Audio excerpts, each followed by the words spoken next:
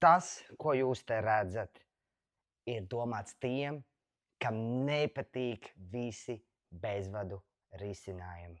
Tātad tie, kas ir pret visām bezvadu, oi, man nevajag šito, man nevajag bezvadu, es neusticos, tad īstenībā bezvadu drošības sistēmas, tās visas ir aprīkojamas ar vadu kontrolieriem un sensoriem, magnētiem un pievienojot tos tādās kastītēs, kas vienojas klāt tai gudrajai bezvadu sistēmai.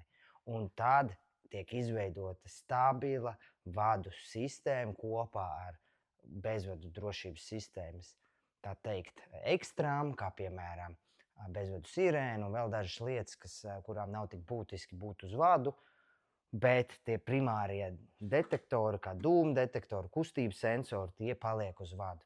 Ko tas nozīmē? Tas nozīmē to, ka, ja tev ir jau mājās signalizācija un tā ir vecmodīga, bez aplikācijas, tu to vari atjaunot, tu vari modernizēt, nedomājot par kaut kādām pārvilkšanām vadus vai demontāžām un slēpšanām kaut kādas vecās lietas var esošos detektors izmantot vai atjaunot detektors. Un vēl tas dod ekstras, ka no dizaina viedokļa arī tev ir iespēja izvēlēties šī tik daudz dažādiem detektoriem, gan kustības, gan dūmu detektoriem, formfaktors dažāds, krāsa, jā, pelēcīga, melna, balta un viss savienojums gudrajā sistēmā.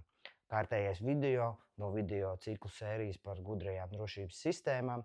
Ja tev interesē, pieseko un paskaties profilā, tur ir vēl dažas daļas no šī cikla par visu, ko tev vajag zināt par drošības sistēmām.